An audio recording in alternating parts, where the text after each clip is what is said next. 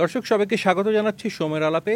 আজকে আমরা কথা বলবো ক্রিকেট নিয়ে। আমাদের সঙ্গে অতিথি হিসেবে যিনি আছেন তিনি সুপরিচিত সাবেক অধিনায়ক, সাবেক cricketer Khaled Masud pilot. Pilot ভাই স্বাগত। ধন্যবাদ। আপনাকে কেমন আছেন পাইলট ভাই? আলহামদুলিল্লাহ, আল্লাহ খুব ভালো রাখছেন।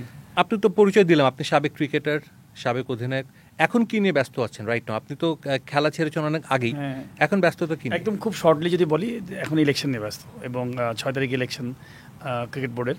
এবং তারপরও আমি বলবো যে অন্য সাইডে যদি বলেন, আমার কাজ আছে, অফিস করি, প্লাস স্পোর্টসের সাথে জড়িত, টোটালি ক্রিকেট নিয়ে জড়িত। ক্রিকেটের সবসময় চিন্তা করি, একাডেমি আছে, কোথায় কী হচ্ছে, অ্যাক্টিভিটিসগুলো কীভাবে চলছে, কোচরা কী করছেন, সব কাজ নিয়ে, এগুলো নিয়ে ব্যস্ত থাকি। ক্রিকেট বোর্ড ইলেকশন আপনি করছেন, this is not the first time, প্রথমবার করছেন না, গতবারও করেছিলেন। এবার কি মনে করে ক্রিকেট বোর্ডের ইলেকশনে আসা? না দেখেন, আমার তো ইলেকশন করার গত টার্ম থেকে প্ল্যান ছিল।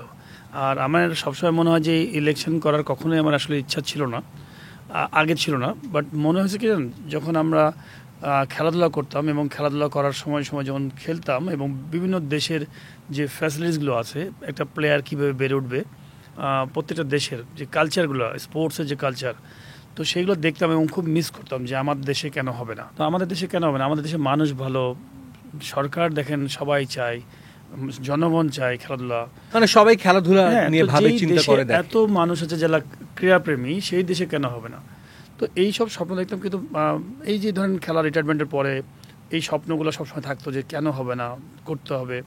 তো এটা বাস্তবায়ন করার যখন দেখছি যে হচ্ছে না, ক্রিকেট 2000 সালে যখন আমরা টেস্ট খেলা শুরু করলাম, হয়তো আশা নিয়েছিলাম যে হয়তো কোনো এক সময় এটা হবে, চেঞ্জ হবে। তো ফ্যাসিলিটিসগুলো কিন্তু ডেভেলপ করে না। আপনি যদি দেখেন যে দিনে দিনে কিন্তু আরও কমে গেছে। স্পোর্টস অর্গানাইজার, যারা রিয়েল স্পোর্টস অর্গানাইজার, যারা কিনা বলবো নিবেদিত প্রাণ, তারা আসলে হারাই যাচ্ছে। তো যখন দেখছি ডেভেলপমেন্ট, তার জন্য আমি প্ল্যান করলাম যে না, যেহেতু আমি রাজশাহী ডিভিশন টিমে অনেক দিন ধরে খেলেছি, রাজশাহী বিভাগটাকে আমি মোটামুটি ভালো চিনি, তো এই চিন্তা করে গত টার্মে আমি ইলেকশনে প্ল্যান করলাম যে না, একটা পাইলট প্রজেক্ট হিসেবে একটা বিভাগকে গড়ে তুলবো। বিকজ যেহেতু আমি রাজশাহী বিভাগকে মানে ওন করি, ওই সাইডটা গোটা বাংলাদেশে আমরা ওন করি নাগরিক হিসেবে, কিন্তু ছোট একটা পরিসরে কিছু করা যায় কিনা। তখন প্ল্যান করলাম যে রাজশাহী বিভাগটাতে যদি আসা যায়, এবং যারা বিসিবিতে থাকবেন, ডিরেক্টর, সবার মানে সবার আমি বলবো সহযোগিতা নিয়ে পুরো একটা পাইলট প্রজেক্ট বানানো, যে পুরো বিভাগীয় কাঠামোটা কেমন হওয়া উচিত। প্রত্যেকটা জায়গায় ডিস্ট্রিক্টের লিগ হবে, যেমন রাজশাহীতে 8টা ডিস্ট্রিক্ট আছে, বিভাগীয় ন্যাশনাল চ্যাম্পিয়নশিপের মতো খেলা হবে, আন্ডার স্কুল ক্রিকেট টুর্নামেন্ট হবে, একদম পুরো জিনিসটাকে কনসেপ্টে দাঁড় করানো, যেন অন্যান্য একটা পাইলট প্রজেক্টের মধ্যে 2-3 বছরের মধ্যে যেহেতু দাঁড়ায় যাবে, এবং এটা দেখে যেন সবাই আস্তে আস্তে করে সব ডিভিশনগুলো যেন সচেতন হয়ে যায়। তো সামহাও এটা তো আলটিমেটলি হয়নি, গত টার্মে প্ল্যান ছিল। আশা করছি যে ভালো একটা অবস্থান আছে, এবং যে ক্যাটাগরিতে আসছি সেই ক্যাটাগরিতে আসলে খুব ভালো ভালো মানুষজন আছেন। আপনি যদি দেখেন, সাবেক ক্রিকেটার, সাবেক ন্যাশনাল টিমের প্লেয়ার আছেন, সাবেক ক্যাপ্টেন আছেন, তারপরে শিক্ষা বোর্ডের চেয়ারম্যান মহোদয়গুলো আছেন, সাধারণত আমি বলবো বিশ্ববিদ্যালয়ের আছেন, ভাইস চ্যান্সেলররা পর্যন্ত এখানে আছেন। তো বিশাল রেসপেক্টেড মানুষরা এখানে কিন্তু আছেন। তো এই জায়গাটা আমার কাছে মনে হয় খুব পরিষ্কার জায়গা এবং খুব সুন্দর জায়গা। আপনি তো ক্রিকেট নিয়ে কাজ করেছেন, শুরুতেই বলেন যে একাডেমি আপনি পরিচালনা করেছেন, আপনার তত্ত্বাবধানে অনেকগুলো একাডেমি চলছে পুরো দেশব্যাপী। কিন্তু ক্রিকেট বোর্ডে এসে কাজ করা একটা ডিফারেন্ট। আপনি ডেফিনেটলি এখানে অনেক কিছু চ্যালেঞ্জেস থাকে, আপনি হয়তো বা অনেক কিছু চাইবেন, সেটা পাবেন না, কারণ আপনাকে অনেকগুলো ধাপ পার হয়ে হয়তো একটা জিনিস আপনি রাজশাহী বিভাগের জন্য চাচ্ছেন, সেটা হয়তো বা আপনি পাচ্ছেন না, বা অনেক ধাপ পেরিয়ে আপনি সেটা পেলেন। এই বিষয়গুলো মানে চ্যালেঞ্জেসগুলো নিতে আপনি কতটুকু আসলে দেখেন, আপনি যদি একটা ভাঙা টিমকে যদি ভালো টিম বানাতে চান, চ্যালেঞ্জেস তো থাকবেই।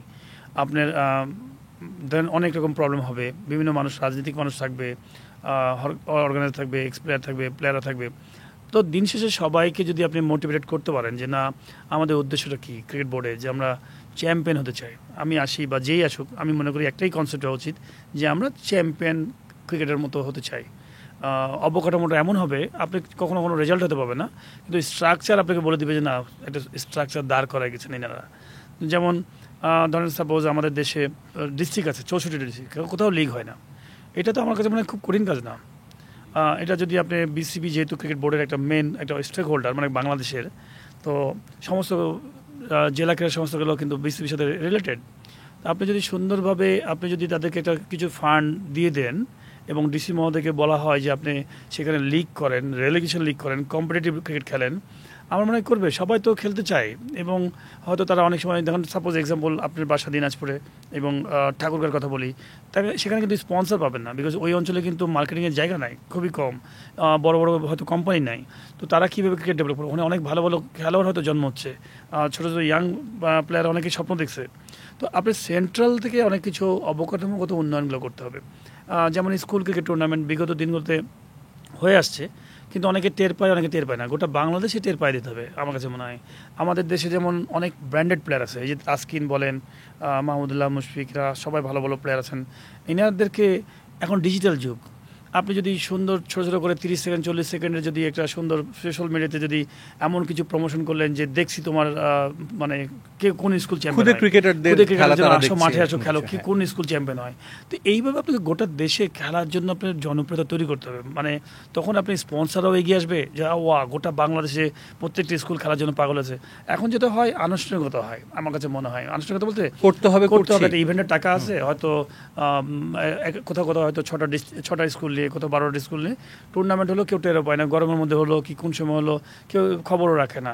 কোনো রকমের শুধু ওই যে স্কোর শিটে আপনার নাম্বারগুলো বসে গেলে, স্কোর হয়ে গেলে রেজাল্ট হয়ে গেছে, শেষ। তো এইটা আসলে আপনার মূলত আপনার রেজাল্ট পাবেন না, এটা আউটকাম পাবেন না। আপনাকে হার্ট থেকে চিন্তা করতে হবে যে না, আমি আমার বাচ্চাদের জন্য আমি স্কুলের গোটা বাংলাদেশ স্কুলের ছেলেদের জন্য আমি করতে চাই। আমি মনে করি এটা কেন সম্ভব না? সমস্ত ডিরেক্টরকে যদি আপনি ক্রিকেট বোর্ডে যারা থাকবেন তাদেরকে যদি আপনি সুন্দরভাবে বোঝাতে পারেন, আমার মনে হয় যে প্রত্যেকটা ডিসি পর্যন্ত খুশি হবে, প্রত্যেকটা ডিরেক্টর পর্যন্ত খুশি হবে, গোটা বাংলাদেশের মানুষ খুশি হবে। একজন দুজন খারাপ মানুষের জন্য তো গোটা দেশ খারাপ হতে পারে না। আপনার একাডেমি থেকে খুব প্রথিতযশা অনেক ক্রিকেটার বের হয়েছে, নারী এবং পুরুষ জাতীয় দলে 11 জন ক্রিকেটার কিন্তু খেলছেন, এবং একই সঙ্গে ঢাকা লিগ প্রথম বিভাগ এবং বিপিএল জেলা লিগ সহ প্রায় 200+ ক্রিকেটার কিন্তু আপনার এই 7 একাডেমি থেকে বের হয়েছে। এই মুহূর্তে 1300 ক্রিকেটার আছে এবং যতটুকু জানতে পেরেছি 41 জন কোচও রয়েছেন। আপনার এই একাডেমির পেছনের গল্পটা জানতে চাই যে এটা আসলে পরিচালনা করা কতটা কঠিন ছিল, ক্রিকেটার আপনারা কীভাবে পিক করেন, কোথা থেকে কোথায় নিয়ে আসেন, এবং কোচগুলোকে আপনারা আসলে সবাই বলেন যে একজন ভালো কোচ হলে কিন্তু ক্রিকেটারও নতুন টেকনিক শিখতে পারে বা আধুনিক ক্রিকেটের সঙ্গে তারা মানিয়ে নিতে পারে। এই বিষয়গুলো একটু জানতে চাই। আমাদের সবচেয়ে বড় ইম্পর্টেন্ট জায়গাটা হচ্ছে রুট লেভেল, যেটা কিনা বলবো যে ছোটো ছোটো বাচ্চা যারা 8 বছর 9 বছর 10 বছর একদম কাদা মাটির মানুষ, যারা কিনা স্পোর্টসকে ভালোবাসে। এমন না যে সবাই প্লেয়ার হবে, সবাই সাকিব তামিম মুশফিক তা হবে তা না, তাদের চেয়েও বড় প্লেয়ার বিরাট কোহলি রোহিত শর্মা হতে পারে। কিন্তু আমি কোন সেন্সে বলছি, তাদেরকে যদি আপনি ভালো শিক্ষক রাখেন, অনেক জায়গাতে আমাদের ল্যাকিংস হচ্ছে যে ধরেন আপনি ভালো শিক্ষকও খুব ইম্পর্টেন্ট। তো আমি মনে করি কোচ এডুকেটর, যে অনেক আমাদের যে পরিমাণ খেলোয়াড় বেড়েছে, 97 সালে যেভাবে জনপ্রিয়তা পেয়েছে ক্রিকেট, তখন হয়তো 10 জন খেলা থেকে ওটা হচ্ছে এখন 1000 মানুষ খেলে, বাচ্চা রুট লেভেল পর্যন্ত।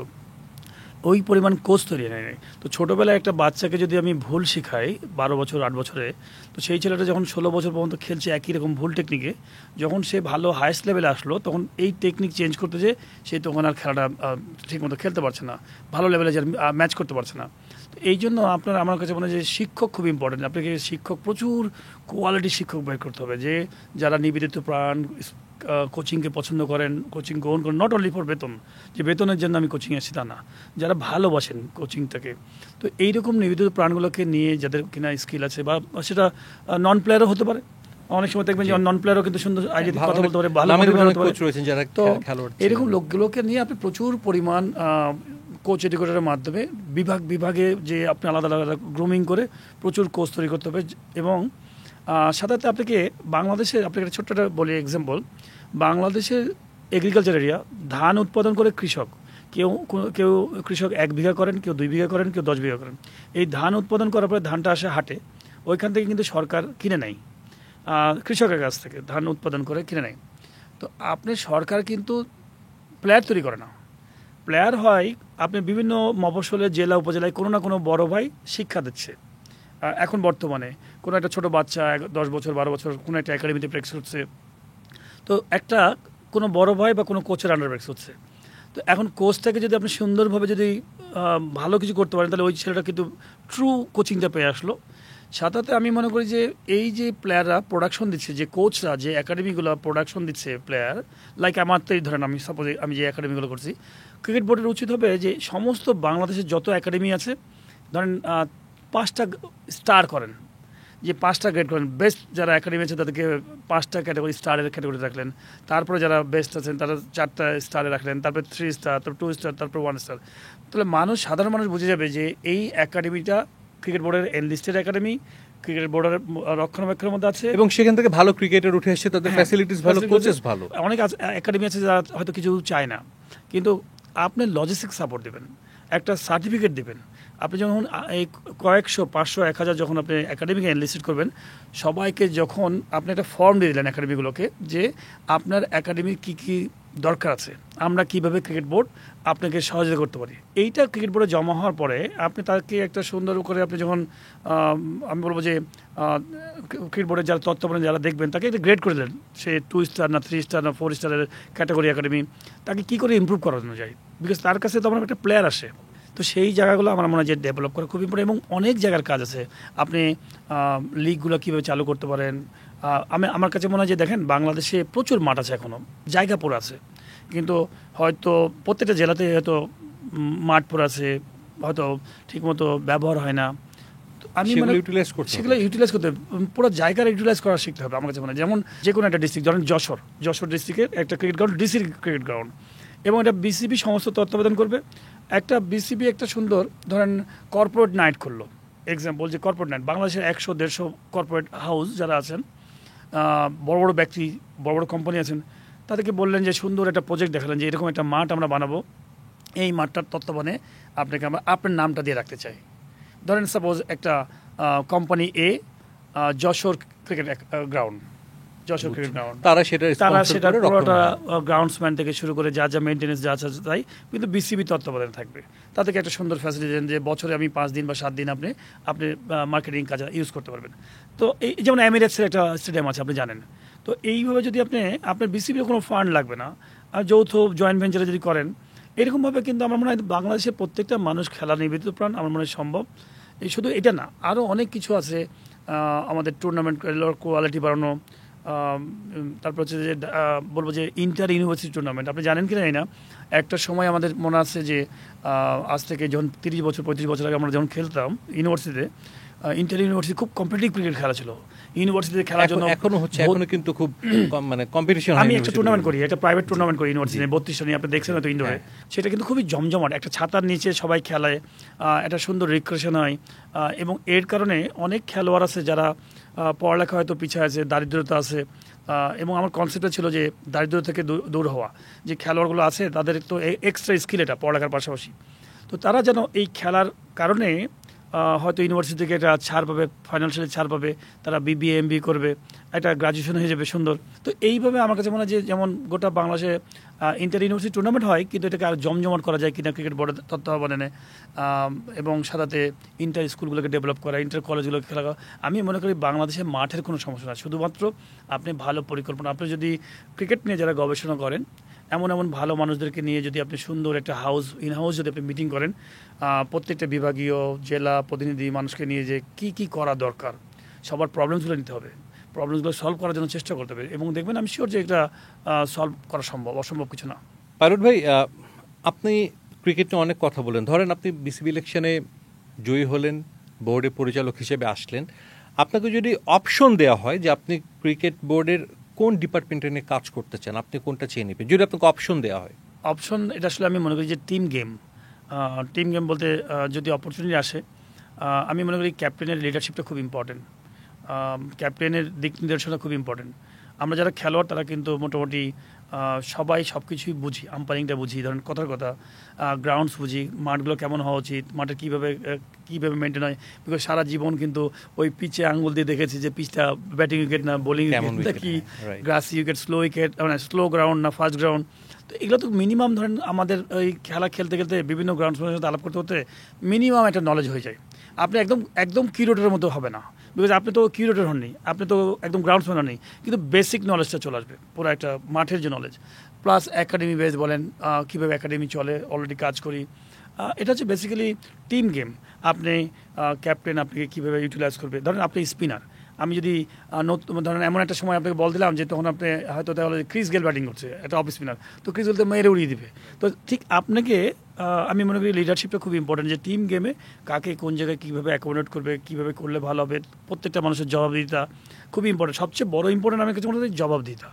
আপনি যাকেই যেখানে দিক না কেন তার একটা দীর্ঘমেয়াদী পরিকল্পনা দেওয়া উচিত, যে 1 বছর, 3 বছর, 5 বছরে আপনি কি করতে চান। আপনি যদি দেখেন যে আমাদের বিগত দিনগুলোতে যত মানুষ আসছেন বা গেছেন, তারা কখনোই কিন্তু কোনো পরিকল্পনা লিখে যান নাই যে এইটা আমাদের 1 বছর, 2 বছর, 5 বছর প্ল্যান, যে আমরা এই 5 বছরে এখানে পৌঁছাতে চাই। এবং তাদের যে কমিটমেন্ট থাকবে না একটা, যে আমি এই জিনিসগুলো করে যেতে চাই বা আমরা এই জিনিসটা করে যেতে চাই। তো আমার কাছে মনে হয় এই জিনিসগুলো থাকা উচিত, যারাই আসবেন তাদের একটা থাকা উচিত, জবাবদিহিতার মধ্যে থাকা উচিত। আপনি বিসিবি ইলেকশনে এবার আপনি পার্টিসিপেট করছেন, তবে আমরা যতটুকু জানি যে বেশ কয়েক বছর আগে আপনাকে বিসিবি থেকে একটা চাকরির অফার করা হয়েছিল বিসিবি নির্বাচকের জন্য, কিন্তু আপনি শেষ পর্যন্ত নির্বাচকের চাকরিটি নেননি, কারণ আমরা জানি যে আপনি নির্বাচক হননি, সো আপনি ফিরিয়ে দিয়েছিলেন। কেন ফিরিয়ে দিয়েছিলেন এবং কি বলা হয়েছিল চাকরি যখন আপনাকে প্রস্তাব দেওয়া হয়, কি বলা হয়েছিল এবং কেন ফিরিয়ে দিয়েছিলেন? না, এটা বেসিক্যালি অনেকদিন আগের কথা। নির্বাচকের যখন প্রস্তাবনা আসে, প্রথমে আমি মানে পজিটিভভাবে নিয়েছি যে একটা সুন্দর অফার, বাট আমার কাছে মনে হয় যে আমি জিনিসটাকে 2টা কারণে নিই নাই। একটা ফাইন্যান্সিয়াল ব্যাপার ছিল, আমাদের দেশে ফাইন্যান্সিয়াল ম্যাটারটা কিন্তু লোকাল তখন আর কি খুবই পোর ছিল, যেটা আমি আবার খুব কাজে বিশ্বাসী, আমি খুব হার্ডওয়ার্ক করি। ধরেন আপনি সারাদিন আমাকে খাটাতে পারবেন লেবারের মতো, আল্লাহর মধ্যে খারাপ ব্রেন নাই, ভালো আছে ক্রিকেটের ব্রেন। তো ফাইন্যান্সিয়ালের একটা ম্যাটার তো ছিলই। সেকেন্ড হচ্ছে আমার যে ব্রেনটা আছে, আমি ধরেন আমি খেলাধুলা করে বিভিন্ন কিছু যে জিনিসগুলো নলেজ আইডিয়াগুলো পেয়েছি আমি জীবনে, সিলেক্টর হয়ে আপনি খুব বেশি দেবার মতো আমার ইয়া ছিল না, মেধা। বিকজ হচ্ছে যে সিলেক্টরের পার্টটা আমার কাছে মনে হয় খুব 10%, আমার কাছে মনে হয় আমার মেধার 10% দিলেই হয়তো সিলেকশন সম্ভব। আমাদের দেশে যে প্লেয়ারের সংখ্যা আছে এবং একটার পিছিয়ে একটা যে থাকবে, একটার পিছিয়ে যে 5টা প্লেয়ার থাকবে, সেটা নাই কিন্তু। তো আপনি ওইখানে কিন্তু আলটিমেটলি আমার কাছে মনে হয় যে 21 নাম্বার 20 নাম্বার প্লেয়ারের আপনি নাম বলতে পারবেন না, অনেকে সাধারণ মানুষ বলতে পারবে না। ইন্ডিয়ান টিমের এত প্লেয়ার, ওখানে সিলেকশন করা কঠিন। তো বাংলাদেশের সিলেকশনটা করা হচ্ছে ধরেন 15 জন, হয়তো 18 জন থেকে আপনি 15 জন করবেন। আমার কাছে মানে খুবই সিম্পল। আর সবসময় চিন্তা ছিল বড় আকারে কিছু ডিজাইন বানানো, প্ল্যান করা, যে গোল, যে আমি ওইখানে আমরা পৌঁছাতে চাই। আমি সবসময় কিন্তু বড় স্বপ্ন দেখি। আমার কাছে মনে হয় কি করে ক্রিকেটের উন্নয়নের জন্য ধরেন প্রচুর মাঠ হবে, কি করে প্লেয়ারদের একটা সুন্দর প্ল্যাটফর্ম হবে, খেলোয়াড়রা যেন সুন্দরভাবে মানে পুরো জন্মের পর থেকেই যেন সুন্দরভাবে একটা প্ল্যাটফর্ম পেয়ে যায়, ওই জিনিসগুলো নিয়ে আমি সবসময় স্বপ্ন দেখি। তো আমি মনে করি এবং বড় আকারে, শুধু একা না, এবং আমি মনে করি যে সবাইকে নিয়ে কাজ করতে হবে। বাংলাদেশের আমরা জানি যে ক্রিকেটাররা যারা ক্রিকেটার ছাড়ার পর অনেকে ক্রিকেটের সঙ্গে আছেন, কেউ ব্যবসা করেন, কেউ চাকরি করেন, এক একজন এক এক রকম আছে। আপনার কি মনে হয় যে বাংলাদেশে যে ক্রিকেট কালচার, যে সংস্কৃতি আছে, এখানে এক্স ক্রিকেটাররা বা সাবেক ক্রিকেটার বা যারা একসময় ন্যাশনাল টিমে খেলেছেন, ক্রিকেট বোর্ডের কাছ থেকে প্রপার সম্মানটা পান বা প্রপারভাবে তাদেরকে ইউটিলাইজ করা হয়েছে অতীতে? আমার মনে হয় যে ক্রিকেট প্লেয়ারদেরকে খুবই চিপভাবে দেখা হয়েছে আমার কাছে মনে হয়। বিকজ দেখেন, ছোট্ট একটা এক্সাম্পল দিই, একটা ক্রিকেট প্লেয়ার যখন ন্যাশনাল টিমে খেলে, সবাই কিন্তু ফাইন্যান্সিয়ালি কিন্তু অত সলভেন্ট হতে পারে না। যারা হয়তো 10 বছর, 15 বছর, 20 বছর ঢাকা লিগ সহ ন্যাশনাল টিমে খেলছেন, তারা হয়তো কিছু মানুষ হয়তো এস্টাবলিশড, তারা অফ দ্য ফিল্ডও তারা হয়তো ব্যবসা করেছেন বা ভালো কিছু করেছেন। কিন্তু ম্যাক্সিমাম আমি বলবো যে 35 বছর পর্যন্ত, 36 বছর পর্যন্ত যখন খেলেছে, পড়ালেখা করে নাই, এডুকেশন ছিল না, হয়তো খেলাধুলা করে ইনকাম করেছে, কিন্তু খুব বেশি টাকা পায় নাই। তারপর একটা সময় যখন খেলা ছাড়ার পরে খুব বিষণ্ণতায় চলে যায়। আপনি ধরেন অনেক খেলোয়াড় আপনি দেখবেন যে কিছু করতে পারছে না, এবং সে যখন খেলতে খেলতে যখন প্রত্যেক মাসে হয়তো দেখা যায় যে 2 লাখ টাকা 3 লাখ টাকা ইনকাম করতো গড়, ধরেন বিভিন্ন খেলা, বিপিএল বলেন, ঢাকা লিগ বলেন, ন্যাশনাল টিম বলেন, এই টিম বলেন, সমস্ত কালেকশন করে আপনি যখন দেখবেন যে টাকা হয়তো মাসে সেই 2 লাখ 3 লাখ টাকা করে হয়তো ইনকাম করতেন। কিন্তু যখন খেলা ছাড়লেন, তার তো আর জব নাই, ব্যবসা করতে যে টাকাটা চলে গেছে, এবং পরবর্তীতে আপনি কী করবেন, তখন বোর্ডের শরণাপন্ন হয়েছেন যে ভাই আমাকে একটু দেখেন, আমি একটু কাজ করতে চাই। তো ক্রিকেট বোর্ড চিন্তা করছে, ঠিক আছে কাজ করো, এটা কোথাও না কোথাও ধরা দিল। কিন্তু সেটা জেনুইন প্রক্রিয়া আসা উচিত ছিল।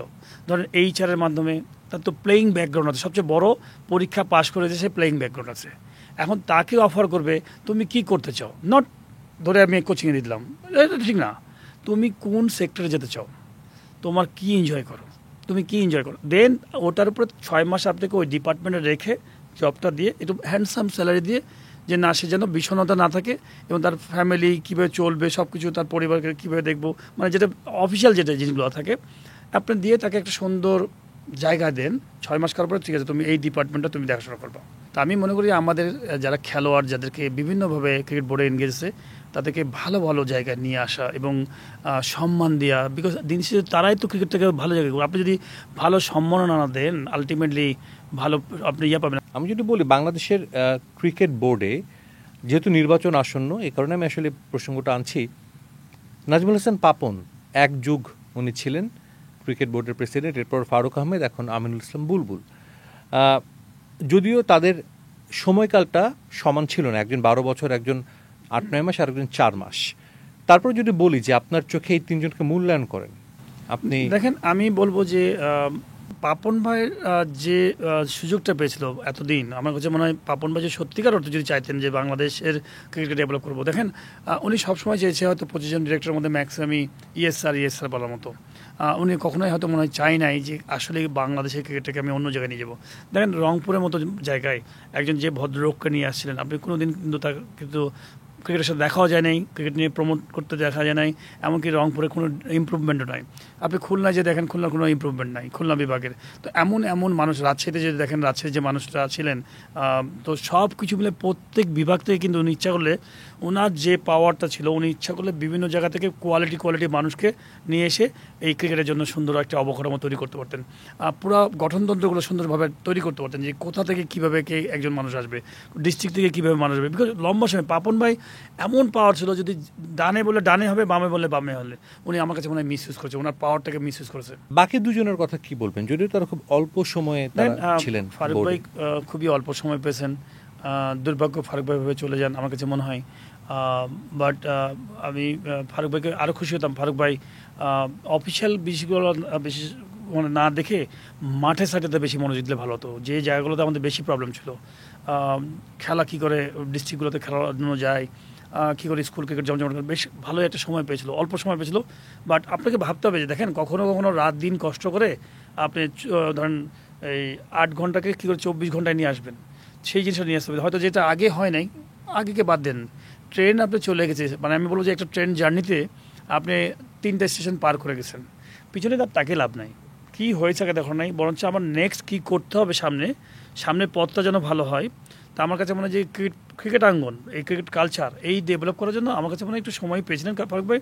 সেই জায়গাগুলো ডেভেলপ, মানে সেই জায়গাগুলোতে একটু হাত দিলে, তাড়াতাড়ি করে হাত দিলে অনেক কিছু ভালো কিছু চলে আসতে পারতো। একটু আমার মনে হয় যে স্লো ছিল। বাট আমি বুলবুল ভাইটা আমি বলবো যে আলহামদুলিল্লাহ আমার কাছে মনে হয় যে ফ্যান্টাস্টিক ওয়ার্ক করছেন এখন পর্যন্ত। বুলবুল ভাইটা যদি দেখেন, আমি বলবো যে আমার কাছে বেশ কিছু জিনিস খুব ভালো আছে। এখনও বুলবুল ভাই হয়তো ইলেকশনের সময় যাচ্ছে, তারপরেও কিন্তু উনি ওনার বিভিন্ন কোচিং পার্টের এই পার্টগুলো ওই ফাঁকে গ্যাপে ক্লাস নিচ্ছেন, এই করছেন, ডিসিশন নিচ্ছেন। এবং একটা খুবই চমৎকার একটা জিনিস বললো যে বাংলাদেশের ব্যাটসম্যানদেরকে নিয়ে একটা সেশন করলো কয়েকদিন আগে, লেভেল 3 কোর্স করালো কয়েকদিন আগে, যেটা খুবই দরকার, এসেনশিয়াল। আমরা দেখেছি একটা সময় বাংলাদেশের ক্রিকেটের একটা কালচার ছিল যে বোর্ড প্রেসিডেন্ট যিনি, তিনি ক্রিকেটে সব কিছুতে ইন্টারফেয়ার করেন, সব কিছু নিয়ে কথা বলেন। এবং আমরা দেখেছি যে ম্যাচের পর উনি ডিরেক্ট ক্রিকেটারদের নাম ধরে বলছেন এটা করেছে, সেটা করেছে। এবং আমরা পরবর্তীতে এটাও দেখেছি হয়তোবা সেই ক্রিকেটার পরের ম্যাচে একাদশ থেকে ড্রপ, হয়তোবা ক্রিকেটীয় দৃষ্টিকোণ থেকে তিনি ভালো করেনি, কিন্তু সেটার পেছনেও হয়তোবা একটা যৌক্তিক কারণ থাকতে পারে কোচের বা সে খেলোয়াড়ের, কিন্তু সে ড্রপ হয়েছে। এই সংস্কৃতিটা বাংলাদেশের ক্রিকেটের জন্য কতটা ক্ষতি করেছে আপনি এটা বলে দিই যে নাজমুল হাসান পাপন যখন ছিলেন তিনি কিন্তু এই ইন্টারফারেন্সগুলো সবসময় করতেন। দেখেন একটা সিম্পল একটা কথা বলি যে আমাদের দীর্ঘদিন যাবত একটা বাজে কালচার ছিল আমার কাছে মনে হয়। আমি ছোটো করে বলবো না, আমাদের বোর্ড প্রেসিডেন্ট, আমাদের গার্ডিয়ান ছিলেন পাপন ভাই, কিন্তু আপনি দেখেন আমরা অলমোস্ট প্রত্যেক দিনই মিডিয়াতে আসতেন। প্রেসিডেন্ট তো মিডিয়াতে প্রত্যেক দিন আসা দরকার নাই। আপনি বলতে পারবেন যে ইংল্যান্ডের প্রেসিডেন্টকে, অস্ট্রেলিয়ার প্রেসিডেন্টকে, নিউজিল্যান্ডের প্রেসিডেন্টকে বলতে পারবেন? বা ইন্ডিয়ান প্রেসিডেন্ট কয়দিন আপনি মিডিয়াতে দেখেন একটা স্পিচ দিচ্ছে, বক্তব্য দিচ্ছে এতগুলো মিডিয়াকে নিয়ে? পাকিস্তানে কয়জন দিচ্ছে? বাংলাদেশটা হচ্ছে এমন যে একটা মার্কেটিংয়ের জায়গা, গুলিস্তানের মতো জায়গা, যে আপনি মাইক ফাটায় আপনি মার্কেটিং করছেন, ব্র্যান্ডিং করছেন, দরকার নাই তো। যার যেটা ডিপার্টমেন্ট সে সেটা কাজ করবে। আমার কাছে মনে হয় যে প্রচুর পরিমাণ, যেটা বুলবুল ভাই আমার কাছে মনে হয় যে দৃষ্টান্ত তৈরি করে গেল, বুলবুল ভাইকে আমার কাছে মনে হয় যে মিডিয়া তেমন দেখা যায় না। আপনি দেখবেন যে ন্যাশনাল টিম খারাপ খেলছে কি ভালো খেলছে কিন্তু খুব কম কথা বলছেন, এবং উনি বলছেন যে ওই ডিপার্টমেন্টের মানুষ আছে, ওরা টুর্নামেন্ট শেষ করে আসুক, তারপরে দেখা যাবে, তারপরে কথা বলা যাবে। তো এই যে আপনার আমার কাছে মনে হয় আমরা এমনও শুনেছি যে প্রেসিডেন্ট অনেক সময় সিলেকশন দিয়ে দিতেন, ওকে কেন নিয়ে আসে, একে নিলে ভালো, তো আমিও চাইনি। তো এটা তো আসলে বোধগম্য নয়। আমার কাছে মনে হয় যার যেটা ডিপার্টমেন্ট, সিলেক্টররা যেখানে আছেন, সিলেক্টররা তো নিশ্চয়ই আপনার সবচেয়ে এক্সপার্ট মানুষ, বিকজ আপনি তাদেরকে হাইলি পেমেন্ট প্লাস হচ্ছে আপনি নিশ্চয়ই বাংলাদেশের বেস্ট মানুষদেরকে নিয়ে এসেছেন সিলেকশনে, তো তাদের টপকেই আপনি তো সিলেকশন দিতে পারেন না, তাদেরকে অসম্মান করা হয়। সিলেক্টররাও তো নিশ্চয়ই স্বাধীনভাবে কাজ করতে পারে, তাদেরকে অসম্মান করা হয় বিকজ আপনি ওই ডিপার্টমেন্ট তাদেরকে হেড করেছেন। যদি কিছু থাকে সেটা আপনি ইন্টারনালি হয়তো কথা বলতে পারেন যে এই যে এই প্লেয়ারটা অ্যাটিটিউড ভালো না, বা এটা হতে পারে, ওটা হতে পারে, এই প্লেয়ারটার ব্যাপারে একটা ডিসিপ্লিনিং একটা প্রবলেম আছে, একটা ফিডব্যাক দিতে পারেন, বাট ডিসিশন দেবে সিলেক্টররা। ন্যাশনাল ক্রিকেটে এখন পর্যন্ত বড় কোনো ট্রফি জিতেনি। এবার এশিয়া কাপে আসলে অনেকে বলছিলাম আমরা চ্যাম্পিয়ন হবো, বাট দেখলাম পারফরমেন্স কি, মাঠের পারফরমেন্স কেমন। অনেক ডিসিশন ছিল যেগুলো হয়তো বা আত্মঘাতী ভুল ছিল, হয়তো বা লিটন দাস ক্ষমাও চেয়েছেন যে দল সেভাবে ডেলিভার করতে পারেননি। কিন্তু আমরা যদি দেখি নারী দল কিন্তু এশিয়া কাপ জিতেছে অনেক দিন আগেই, অনেক সীমাবদ্ধতা ছিল, তারপরও তারা এশিয়া কাপ চ্যাম্পিয়ন হয়েছে। অনূর্ধ্ব 19 দল একবার বিশ্বকাপ জিতেছে, দুবার জিতেছে এশিয়া কাপ।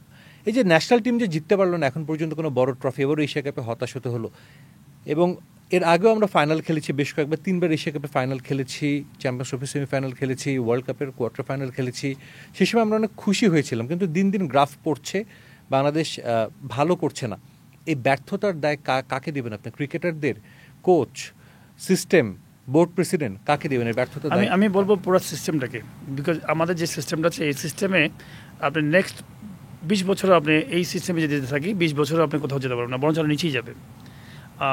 কারণটা কি আমি বোঝাই, ধরেন সাপোজ আমাদের দেশে যারা যে সময় আমাদের আন্ডার-19 চ্যাম্পিয়ন হয়েছে সেই সব করা প্লেয়ার ইন্ডিয়ান টিমে তারা কী টাইপের প্লেয়ার এখন আছে, তারা ওয়ার্ল্ড ক্লাস প্লেয়ার হয়ে গেছে। আমাদের টিমে কিন্তু ওয়ার্ল্ড ক্লাস হয় নাই। কেন হয় নাই? বিকজ হচ্ছে আন্ডার-19 যে প্লেয়ারগুলো আছে একটা বয়সের একটা পার্থক্য থাকে। অস্ট্রেলিয়ান যারা 19 বছর, আমাদের হয়তো 21 বছর খেলছি, তো আমি কিন্তু 21 বছরের প্লেয়ার। এবং আপনাকে এটা বুঝতে হবে যে এসএসসি 16 বছরের একটা ছেলে আর ইন্টারমিডিয়েট একটা ছেলের মধ্যে কিন্তু ম্যাচুরিটির মধ্যে অনেক পার্থক্য থাকে। তো এইটা আপনি তো রেজাল্ট করবেন ইন্টারমিডিয়েট ছেলে দিয়ে, ভালো কথা বলাবেন, ভালো রেজাল্ট করবেন, পারফরমেন্স, এই জিনিসগুলো থেকে আমাদের কিন্তু একটা হচ্ছে বেরিয়ে আসতে হবে। সেকেন্ড হচ্ছে আপনাকে আন্ডার-19 যখন আপনি চ্যাম্পিয়ন হলেন, হওয়ার পরে এই প্লেয়ারগুলো কোথায় কোথায় যাবে? এরা তো শুধু ট্রেনিং করবে আর ক্যাম্প করবে, আর কোথায়? এরপর তো কোনো খেলা নাই। আন্ডার-19 পর্যন্ত আপনি একটা 14 থেকে আন্ডার-19 পর্যন্ত গেলেন, যাওয়ার পরেই তারপরে তো আর ন্যাশনাল টিম 18 তো ছিলই না আগে ঠিকমতো, তো ন্যাশনাল টিমে যে খেলবেন, তো মাঝে আর কোনো খেলা নাই তো আপনাকে নিয়ে চর্চা, আপনি যে আরও বেশি পরিমাণ খেলবেন, আপনি এরপরে সেকেন্ড ফেজে যাবেন আপনি, তো সেই ফেজটা নাই। এর জন্য আমার কাছে মনে হয় আমাদের একটা বড় প্রবলেম, আমার কাছে মনে হয়, আমি সবসময় ফিল করি যে দেখেন আমাদের যে ব্যাটসম্যানরা এখন যেভাবে আউট হয়, বোলাররা যেভাবে বল করে, নো ডাউট তারা ন্যাশনাল টিমে খেলে, সম্মান করি আমরা, কিন্তু সিলি মিস্টেক করে, যেটা আমাদের সময় অনেক সময় খেলোয়াড়রা কমও করতো আমার কাছে মনে হয়। আমি বলবো যে আমাদের হয়তো পারফরমেন্স অত ভালো ছিল না, আমরা ফ্যাসিলিটিস পাই নাই, ওরকম কোচ পাই না, এরকম ছিল না, আমরা গ্লাসে করে হয়তো বালতি থেকে পানি খেয়েছি, এত কিছু ছিল না, ওরকম জিম ছিল না। আমরা জিম করতে যেতাম আর্মি স্টেডিয়ামে, যেখানে কিনা আর্মি স্টেডিয়ামে আর্মিদের জিম আছেন, ওইখানে আমরা জিম করতে যেতাম, বিকেএসপিতে যেতাম আমরা ওখানে ট্রেনিং করতে, তো এরকম ক্লাস ছিল না। তো সব কিছু মিলে আমি বলবো যে আমার মনে হয় যে অনেক জায়গা গ্যাপ আছে, তো যেই গ্যাপগুলো আপনাকে এখানে পূরণ করতে হবে, যে আপনার ওই পরবর্তী যে লিগ, আমি আপনাকে প্রথমে বলছিলাম যে 64 জেলার লিগ হয় না। দেখেন আমার মনে আছে যে আমি যখন বেড়ে উঠি ঢাকা লিগ খেলছি, পুরো বাদবাকি সময়টা আমি রাজশাহী থাকি, রাজশাহী থেকে রাজশাহী লিগ খেলতাম, রাজশাহীর বিভিন্ন টুর্নামেন্ট খেলতাম, দিনাজপুরের রূপালী ট্রফি নামে একটা ট্রফি আছে, ওখানে যে অনেক রান করেছি। হতে পারে দিনাজপুর, কিন্তু সলিড উইকেট ছিল, বাউন্সি ট্র্যাক, শীতের উইকেটের মধ্যে খেলা, আমাকে টাকা দিয়ে নিয়ে গেছে, আমি একজন, বাদবাকি লোকাল প্লেয়ার। এখন আমি যেহেতু টাকা দিয়ে খেলছি, মান সম্মানের ব্যাপার, রান করলে ম্যাচ জিতবে, নাহলে জিতবে না, ভালো ভালো অপোনেন্ট টিমে দুটো প্লেয়ার আসছে, তো তাদের কাছে তাদের খেলা, এই যে প্রেশার নিচ্ছে আমাদের ছোটোবেলা থেকে, এবং বিভিন্ন টাইপের বোলারের সাথে খেলছেন, বিভিন্ন রকম এনভায়রনমেন্টে খেলছেন, সেন্স ডেভেলপ করেছে, ম্যাচ সেন্স, কীভাবে ম্যাচ খেলতে হবে, কীভাবে জিততে হবে, এই উইকেটে কী করতে হবে, ওই উইকেটে করতে হবে। দিনাজপুরে খেলতাম, গাইবান্ধায় খেলছি, সিলেট খেলছি, ময়মনসিংহ খেলছি, ফাটায় চারদিকে খেলতাম। তো আপনি যত পরিমাণ ম্যাচ খেলবেন, ছোটোবেলায় যত বেশি খেলবেন, তত সেন্স ডেভেলপ করবেন। তো আপনি শুধু সারা বছর যদি প্র্যাকটিসই করেন, তাহলে আপনার ম্যাচ সেন্স কোথা থেকে আসবে? তা আমার কাছে মনে হয় যে এই 64 জেলায় লিগ খেলানো খুবই ইম্পর্টেন্ট। আপনি যত পরিমাণ ছেলেরা ম্যাচ খেলবে, আপনি ছোট্ট একটা কথা বলি, আপনি দেখবেন এটা মিলবে আপনার। টেপ টেনিস খেলার প্লেয়ার যারা আছে বাংলাদেশে, আমি তাদের খেলা দেখে খুব অভিভূত হই, বিকজ তাদের মতো কিছু প্লেয়ার আছে, 40-50 60টা প্লেয়ার আছে, দেখবেন তারা যেখানে যায় সেখানে রান করে, এবং তারা যে এক্সট্রা ক্রিয়েটিভিটি প্লেয়ার, আপনি যদি দেখবেন যে এদিকে মারছে ওদিক দিয়ে একদম 100% কনফিডেন্টলি মারে।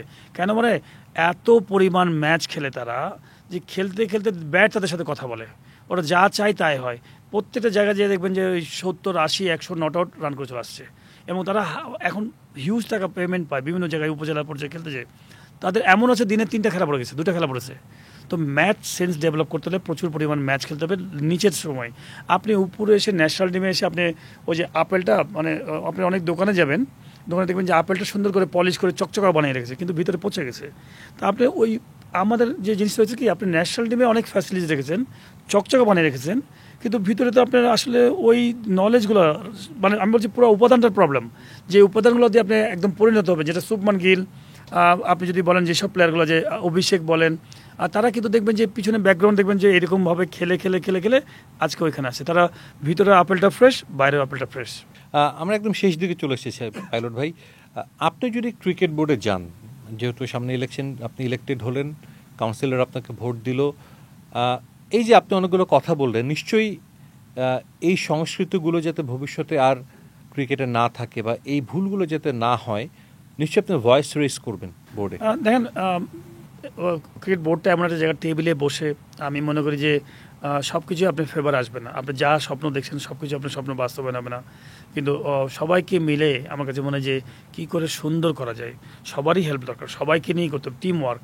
আপনি যদি দিন শেষে যদি একটা ভীষণ থেকে যেন আমরা দেশের জন্য ভালো কাজ করব, আমার মনে হয় যে সবাই, কিন্তু খারাপ মানুষও কিন্তু ভালো হয়ে যায় আমার কাছে মনে হয়। তো এখানে খারাপ ভালোটা ইম্পর্টেন্ট না, ইম্পর্টেন্ট হচ্ছে যদি আপনি সুন্দর প্ল্যান ডিজাইন, এবং একা সম্ভব না, এখানে ধরেন সবাই যত স্টেক হোল্ডার আছে, যারা কিনা আমি রুট লেভেল পর্যন্ত কী কী প্রবলেমসগুলো আছে, কী কী সবাইকে নিয়ে বসতে হবে, একাডেমির মানুষদেরকে নিয়ে আসতে হবে, তাদের প্রবলেমসগুলো কী হয়, বাংলাদেশে বিভিন্ন রুট লেভেলে যত একাডেমি তাদেরকে নিয়ে আসতে হবে, কী প্রবলেম তোমরা ফিল করো, দেখি আমরা কীভাবে তোমাদের সাপোর্ট করতে পারি, কোচরা কী ফিল করে, বিভিন্ন ডিস্ট্রিক্টের কোচগুলো কী ফিল করে, তাদের সাথে তাদের প্রবলেমগুলো নিতে হবে, প্রত্যেকটা জায়গার সব কিছু নিয়ে আপনাকে সুন্দর একটা পরিকল্পনা। আমি শিওর যে যারাই আসুক না কেন, আমি আসতেই হবে এমন কোনো কথা না। আমি মনে করি যে যদি সুযোগ আসে, আল্লাহ যদি অপরচুনিটি দেয় কাজ করার, আমি এটা খুব এনজয় করি, এই কাজগুলো আমি খুব এনজয় করি।